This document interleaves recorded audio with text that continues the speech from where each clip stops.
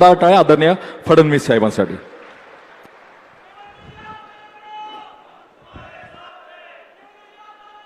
हिंदवी स्वराज्याचे सरसंस्थापक छत्रपती शिवरायांना मानाचा मुजरा करतो. भारतीय राज्यघटनेचे शिल्पकार भारतरत्न डॉक्टर बाबासाहेब आंबेडकर यांना मानवंदना अर्पित करतो.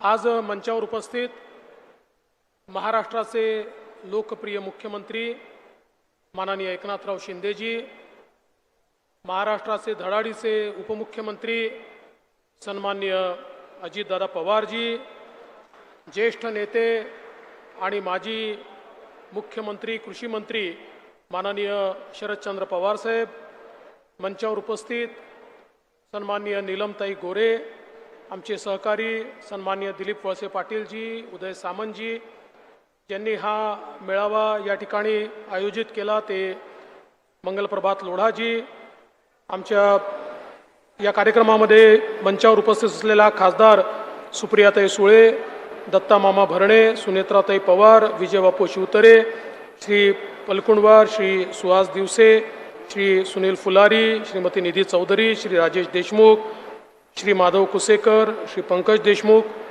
मंचावरील सर्व मान्यवर आणि उपस्थित सर्व भगिनी आणि बंधूंनो, नमो महारोजगार मेळावा हा उद्योगांना या ठिकाणी बोलवून तरुणाच्या हाताला काम देण्याचा एक उपक्रम आहे.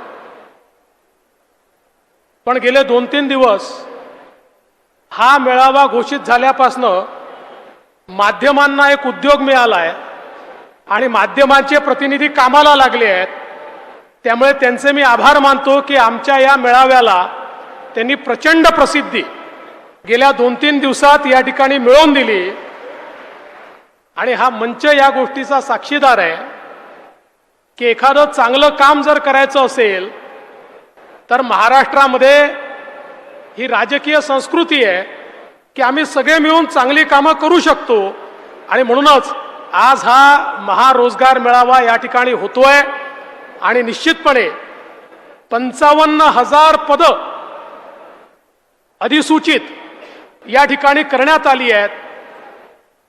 याचा अर्थ काय आहे तर एकीकडे मोठ्या प्रमाणात उद्योगांना मानव संसाधनाची आवश्यकता आहे. आपण जर विद्यार्थ्यांना किंवा ग्रॅज्युएट्सला किंवा तरुणाईला विचारलं तुमची अडचण काय आहे तर ते सातत्याने सांगतात आमची अडचण आहे की आम्हाला रोजगार हवा आहे. एकीकडे रोजगार आहे, दुसरीकडे रोजगार घेणारे आहेत, पण या दोघांना एकत्रित आणणारं कोणीतरी आवश्यक होतं. आणि या ठिकाणी पश्चिम महाराष्ट्रामध्ये माननीय अजितदादा पवार यांनी पुढाकार घेऊन हा नमो महारोजगार मेळावा आयोजित केला आणि त्यामुळे आज या सगळ्या आमच्या तरुणाईला मोठ्या प्रमाणात या ठिकाणी संधी मिळणार आहे. खरं म्हणजे आम्ही जे राजकारणात काम करणारे लोक आहोत, आम्ही सगळे कंत्राटी कामगार आहोत.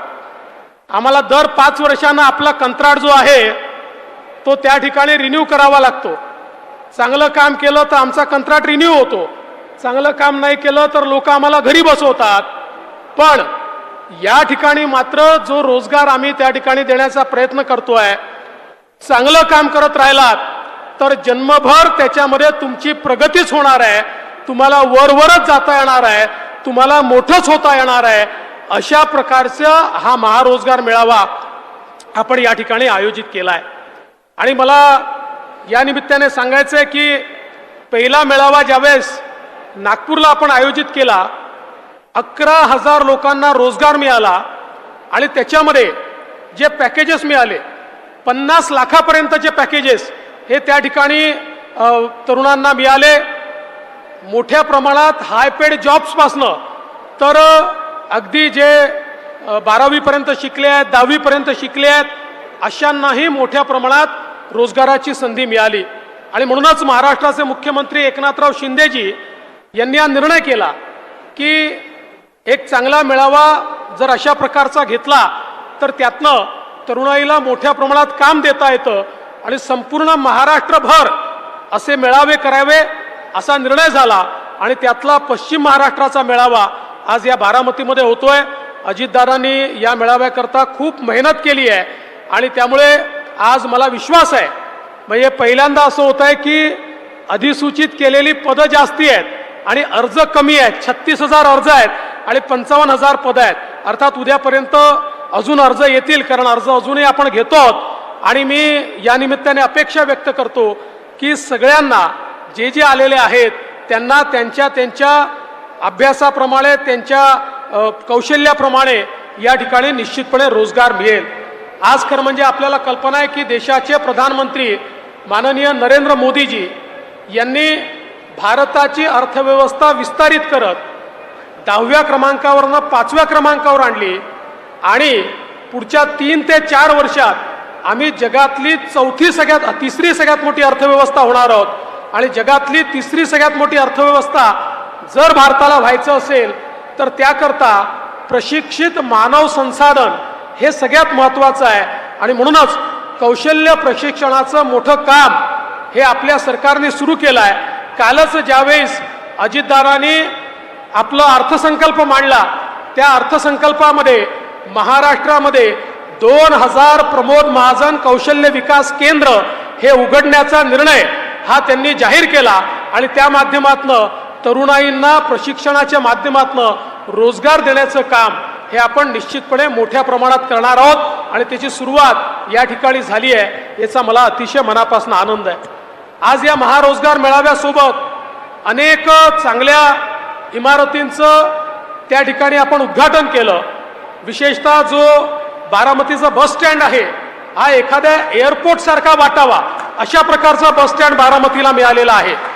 किंवा या ठिकाणी बारामतीमध्ये पोलीस स्टेशन असेल, पोलीस उपमुख्यालय असेल किंवा पोलिसांकरता क्वार्टर्स असतील, हे सरकारी बांधकाम आहे असं वाटतच नाही.